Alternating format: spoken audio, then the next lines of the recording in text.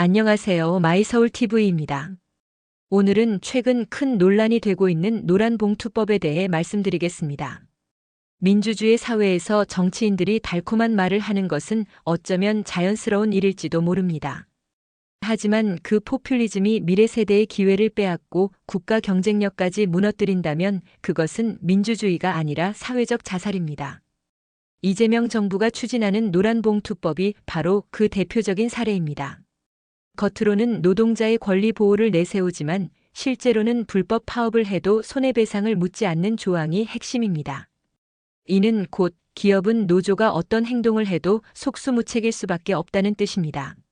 한마디로 선거에서 조직적으로 지원해준 거대 노조 세력에게 주는 정치적 보답, 당선 사례금이라는 비판이 나옵니다.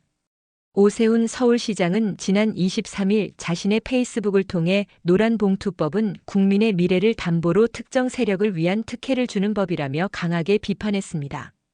그는 민주주의의 탈을 쓴 포퓰리즘의 전형이라고 지적하며 반드시 국민적 저항으로 막아내야 한다고 강조했습니다. 이것은 오세훈 시장이 노란봉투법을 강도 높게 비판한 대목입니다. 이에 앞서 오 시장은 지난 21일에는 노벨 경제학상 수상자인 제임스 로빈슨 교수와의 특별 대담에서 선거 때 지원을 받았던 거대 노조에 대한 보답일 뿐 청년이나 사회적 약자를 위한 제도는 아니라는 점을 분명하게 지적했습니다. 문제는 이 법이 공정하지 않다는 데 있습니다. 우리나라 전체 노동자의 노조 가입률은 13%에 불과합니다. 그런데 이 13%는 대부분 공기업, 대기업 정규직, 고임금 근로자로 이루어진 이른바 노동귀족입니다. 나머지 87%의 비정규직, 청년 구직자, 중소기업 노동자는 오히려 피해를 볼 수밖에 없습니다. 기업이 경쟁력을 잃으면 가장 먼저 줄어드는 것이 바로 청년들의 일자리이기 때문입니다. 경제는 인센티브로 움직입니다. 성실히 일하면 보상받고 투자와 혁신에 나서면 기회가 열려야 합니다. 그러나 불법 파업을 해도 책임이 없다면 투자와 혁신의 동력은 사라지고 노조의 힘만 커지게 됩니다.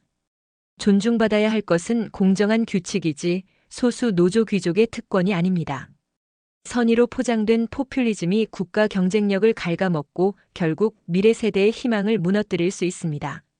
노란봉투법은 민주주의의 탈을 쓴 포퓰리즘의 극치입니다. 지금 우리에게 필요한 것은 기득권을 지키는 법이 아니라 공정한 보상과 미래 세대를 위한 새로운 기회의 제도입니다. 마이서울TV였습니다. 감사합니다.